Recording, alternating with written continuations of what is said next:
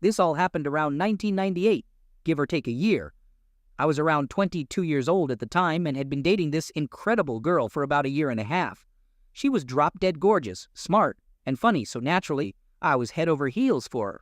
Even though she was only a year younger than me, she still lived with her strict dad. He had a bunch of rules for her, like curfews, even though she was 21. It was kind of ridiculous because he saw her as this innocent girl, but she wasn't even new to relationships. Despite her dad's disapproval, we kept dating, but it became more challenging since she had to sneak around. She would often use her cousin as an excuse to see me, but in reality she would spend time at his place to create an alibi. She claimed they had a close bond since childhood, so it seemed normal to her. As time went on, I discovered that her so-called cousin wasn't actually her cousin. He was the son of her dad's best friend. She explained that she had always referred to him as a cousin and considered him like family. However, I started noticing more and more things that seemed strange, and it made me extremely suspicious. She told me that she was going to have lunch at a specific restaurant and then come to my place. Soon after, I received a message on my pager asking me to meet at Red Lobster at 12. Then I received another message clarifying that it was actually meant for her dad. I hurriedly went to the restaurant and noticed her car, so I parked far away. Another car arrived, and her so-called cousin got out. They greeted each other with hugs and kisses before going inside. Feeling miserable, I went back home to wallow in my sadness. I canceled our date for that day, but I didn't let her know what I had discovered. Soon, I came up with a wicked plan. Let me tell you about something that happened earlier in our relationship. One day, while she was getting dressed, I took a close-up Polaroid picture of her backside. I didn't think she would mind, since it wasn't possible to identify her from the photo. However, she became incredibly furious. I had never seen her so angry before. She was determined to fight for that picture, but I made no effort to stop her. She tried to tear it up, but couldn't. I asked her to give it to me so I could cut it up. She grabbed a pen and started marking on it, then found some scissors and cut it into pieces. Finally, I burned the remains right in front of her. She stayed angry for quite some time and kept reminding me repeatedly that she absolutely despised the idea of having any explicit pictures of herself in existence. I can't emphasize enough how much she detested the thought of anyone possessing photos of her. It terrified her. We didn't talk for about a week, and our relationship was on the verge of breaking up. However, she eventually realized that I genuinely hadn't thought it would bother her, and that I would never attempt something like that again. Moving on, I had my plan all set, and we made arrangements for her to come over to my place. I was renting a decent house with my best friend, but my room was like that of a typical bachelor. Scanty furniture. I had a bed, a computer table with a chair, a dresser, and an alarm clock on the floor next to my bed. I went to the kitchen and fetched an extra chair, positioning it at the end of my bed. Then I grabbed another alarm clock and placed it on the chair. My intention was to make it obviously seem out of place. She came over, and we had closeness together. I remained calm and continued this arrangement for another couple of weeks, engaging in closeness activities too. 3 times per week, I made sure to explore different positions and angles, positioning her in a way that the alarm clock was directly in her line of sight. I wanted to prolong this situation, but eventually decided that it had gone on long enough. On our last day together, just before we left, I unplugged the clock, placed it next to my computer, and moved the chair to a different room. I made sure she saw me, but made it seem like I was simply tidying up. I started feeling uncertain and hesitant about my plan because I knew how cruel it was. I chose to wait for a day, which turned into 2, and after about a week, I finally decided to call her and confront the situation. I still wasn't sure if I wanted to seek revenge or not. I made the call and informed her that I knew she was seeing her supposed cousin. I couldn't recall his name. She denied it at first, but I mentioned that someone had told me they saw them kissing. Eventually, she admitted to it, but claimed that it had only started that week. I asked her how she could be involved with her supposed cousin, to which she replied that he wasn't actually her cousin. We argued some more, and I revealed that I had known for a month.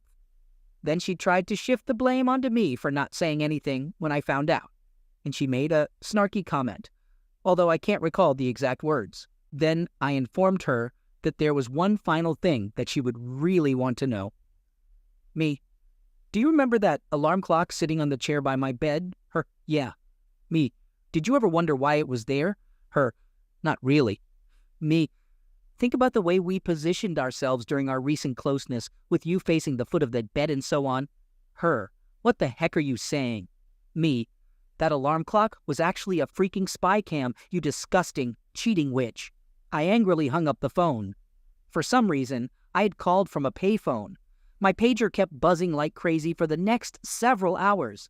It vibrated non-stop for a solid 30 minutes before I turned it back on. My home phone was flooded with voicemail messages. Her messages started with screams and cries, then turned into threats, followed by begging and even offering bribes. Then she would go through the same cycle all over again. The next day, she came to my house and knocked on the door for at least an hour, but I didn't answer. The calls and messages kept coming for weeks, although they became less frequent. She also showed up at my house a few more times, but I never answered, and sometimes I wasn't even home. Finally, I answered one of her phone calls, but when she started asking about the tapes, I told her that I had no idea what she was talking about. I listened to her beg, cry, and plead, and every time she mentioned the tapes, I would simply say, I don't know what tapes you're talking about. Then I hung up and never spoke to her again.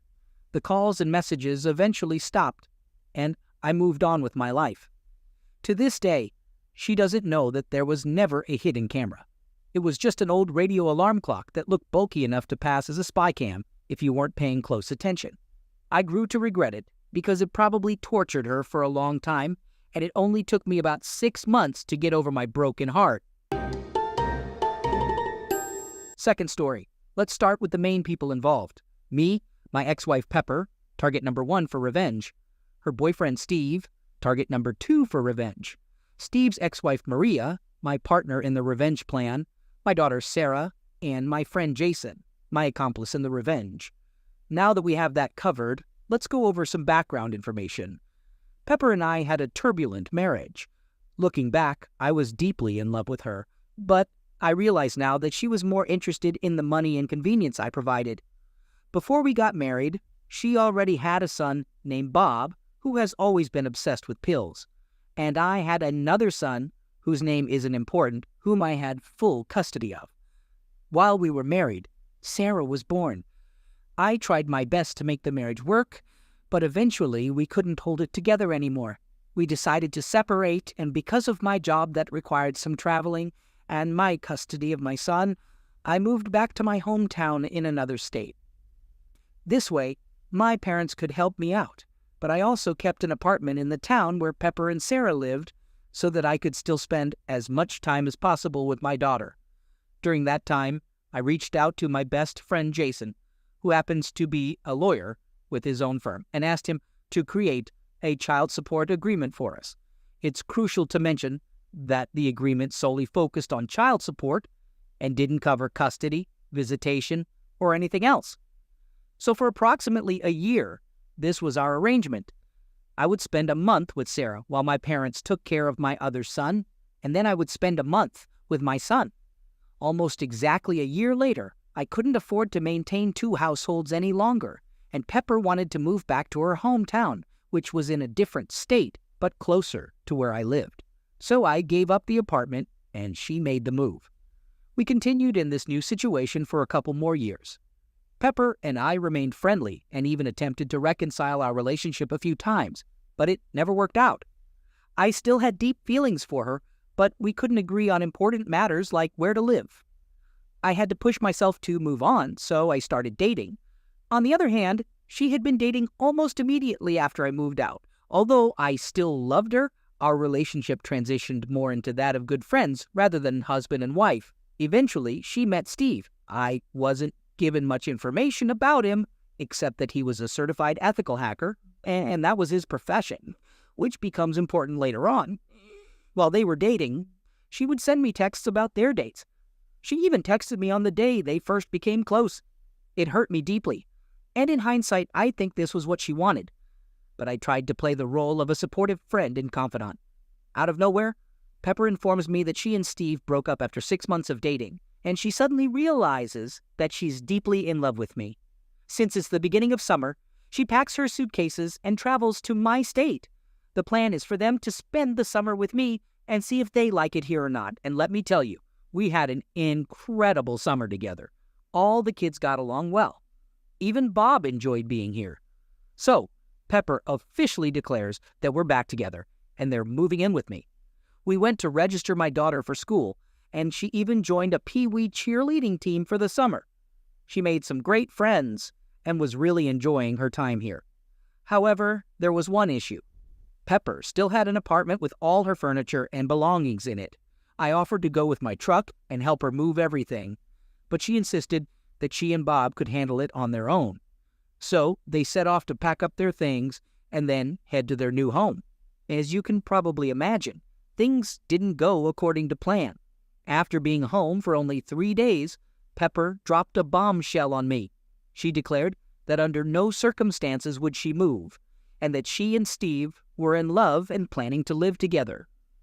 To say I was devastated is an understatement. I couldn't comprehend why she did this to me. The worst part was that she left it up to me to break the heartbreaking news to Sarah. When I told her, the devastated look on her face transformed my feelings of hurt into anger. Then Sarah broke down and started pleading to stay with me, and she began revealing everything. She shared details about how her mom would leave with Steve for days, leaving Bob in charge. Sarah had to learn how to cook for herself at the age of 8 because Bob would spend the money on, well, pills and remain high the whole time. If Bob wasn't left in charge, Pepper would rely on her niece, who had multiple felony convictions, to take care of Sarah. Sarah also recounted the first time she met Steve. He came to their house, barely said hello, and then he and her mom disappeared into the bedroom and had loud closeness. Sarah was outside the door crying her eyes out, but they completely ignored her and continued. This was how my 8-year-old daughter learned about closeness, and even after 7 years, she is still in counseling trying to recover from those traumatic experiences. At this point, my anger has transformed into pure rage. I immediately informed Pepper that there was absolutely no way Sarah was going back to that situation, and I was prepared to fight her tooth and nail to protect my daughter. In response, Pepper took swift action and arranged for an emergency hearing in her state, aiming to force Sarah to return.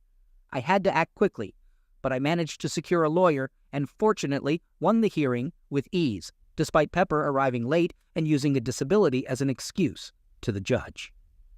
The judge agreed that, given the absence of a custody agreement and the troubling accusations I had gathered, it was in Sarah's best interest to remain with me, for now. I had emerged victorious in the first battle, but the victory was short-lived. Within an hour of the hearing, my inbox was flooded with phishing emails and texts. I also started receiving password reset requests and multi-factor authentication codes from my bank, Facebook, Reddit, and other accounts. I knew without a doubt that Steve was behind these malicious actions. The very next day, Jason called me with distressing news. His law firm's website, email, and phone accounts had been hacked. Since he had to report the incident to the court and was working on a somewhat high-profile case, the FBI got involved. To say I was furious would be an understatement. These two individuals had not only ruined my life, but they had also harmed my daughter and tarnished my lifelong friend's reputation. It was time for them to face the consequences, and I was determined to make them pay dearly. I became a man on a mission, spending hours delving into Stephen and Pepper's backgrounds, searching for any incriminating information. I had significant success with Pepper. I discovered social media posts of her staying out late drinking, which correlated with Sarah's absences and tardiness at school. I found numerous pictures of her engaging in enjoyable activities with two unfamiliar children. I even found neighbors who were willing to testify that Sarah had to beg for food because she was often left in the care of either Bob or the felon. I knew I had strong evidence against Pepper. On the other hand, Steve had taken extra precautions to secure his accounts, making it difficult for me to find any dirt on him, and it was driving me crazy. Then it dawned on me to check LinkedIn. My hunch paid off. While there wasn't much information on his profile, I discovered Maria, his ex-wife, through his connections. I reached out to her, and she gladly accepted my contact. Maria and I quickly became close friends. She despised Pepper, and rightfully so, as they had both abandoned their children like my daughter. I gained valuable insights from Maria. To keep it brief, Maria and Steve had recently divorced. In their custody agreement, Steve ended up with the house, car, bank account, and most of the savings, while his child support payments were lower than usual. Maria willingly gave up all that money in exchange for having control and ensuring the safety of her kids. They had a detailed custody agreement with strict rules for Steve to follow. If Steve violated any of those rules, he would face severe consequences. According to the agreement, he would be required to sell the house and split the proceeds with Maria. His child support payments would double, leading to his financial ruin. Interestingly, Steve hadn't blocked Maria on social media, and he would regularly send texts boasting about his supposedly great life without her. Many of these texts even included pictures of Pepper. Maria and I compared our findings, shared evidence, and devised a plan together. And now it's time for payback. First, I teamed up with Jason, and he informed the FBI investigator about the hacking attempts I had experienced. We suspected it was the same person behind it. The investigator acted swiftly and reached out to me. I shared all the information I'd gathered and revealed my suspicions about the culprit. Then he asked me an interesting question. Did I know where Steve worked? Well, as a matter of fact, I did, thanks to Maria. It turns out Steve wasn't as skilled of a hacker as he believed. The FBI had already traced the hacking incident involving Jason back to a company, the very same company where Steve was employed.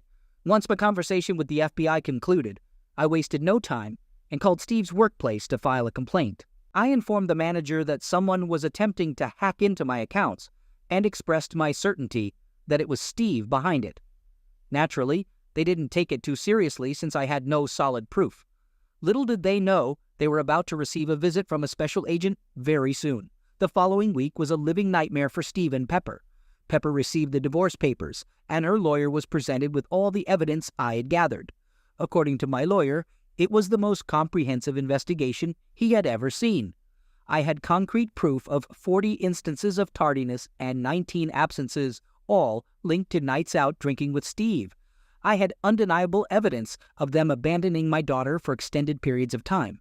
Maria even provided me with a photo taken at 2 a.m. on the night before the emergency hearing, showing Steve and Pepper drinking at a tattoo parlor. That same hearing, Pepper arrived late and claimed it was due to a disability. Steve was served with the news that he had violated the entire custody agreement. Maria had pictures from me that proved he was with Pepper on nights when the kids were supposed to be with him, and they were left unsupervised. She also had evidence of unauthorized contact between Steve and Pepper, which went against the custody agreement. The fallout was truly remarkable to witness. Steve lost his job. My complaint, along with an older hacking complaint and the FBI's involvement, left his employers no choice but to let him go. While he managed to avoid legal consequences as the FBI couldn't directly link the hacking to him, the reason for his firing became widely known, making it impossible for him to find another IT job. He had to sell the house, liquidate his investments and bank accounts, and give half to Maria. Since he no longer had a source of income, his child support payments remained the same. The last I heard, he was working at a grocery store. So in total, his income plummeted from over $200K a year to less than $40K. Pepper had a rough time during the divorce proceedings. The judge sided with me on every issue. I was granted sole custody and the authority to make all decisions regarding Sarah. Pepper was ordered to attend counseling, and her visits with Sarah and Bob must be supervised by a neutral third-party supervisor, with the expenses covered by Pepper. Sarah is making great progress. Although she still requires counseling, she's excelling in school and has made numerous friends. She doesn't see her mom often, but honestly, she's much happier and better off without her.